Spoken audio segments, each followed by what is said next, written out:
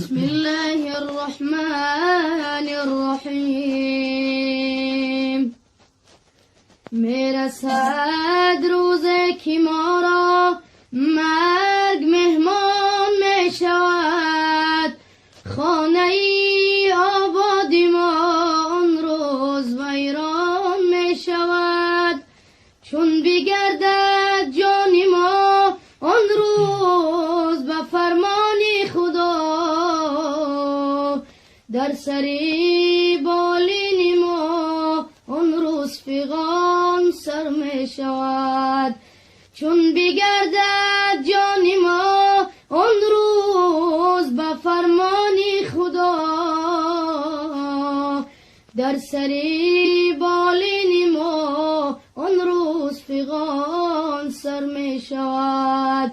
در سری بالین ما آن روز فغان سر می شود. الله الله یا الله، حق لا اله الا الله. الله الله یا الله، حق لا اله الا الله. صلی علی محمد سخی یا رسول الله. صلی علی محمد سخی یا رسول الله. ما خود را ندیدیم، نامی خوشت شنیدیم. ما خود را ندیدیم، نامی خوشت شنیدیم. دینی تو برگزیدیم یا مصطفی محمد. دینی تو برگزیدیم یا مصطفی محمد. الله الله یا الله، حق لا اله الا الله. صلی علی محمد سخی یا رسول الله. صلی علی محمد سخی یا رسول الله. در مکه شد مکانت بالای عرش نامد.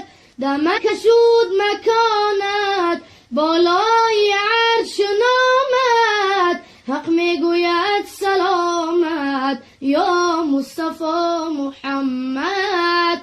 حق میگوید سلامت یا مصطفی محمد. فردا همین محمد نزدیکی محشر آید. فردا همین محمد نزدیکی محشر آید. محشر کند تماشا از جمال محمد. محشر کند تماشا از جمال محمد. الله الله یا الله، حق لا اله الا الله. صلی علی محمد سخی یا رسول الله. صلی علی محمد سخی یا رسول الله. فردا همین محمد نزدیک دوزخ آید. فردا همین محمد نزدیک دوزخ آید. دوزخ شود گریزان از حیبت محمد. دوزخ شود گریزان از حیبت محمد. دوزخ شود گریزان از حیبت محمد. اللهم صل وسلم وبارك عليه.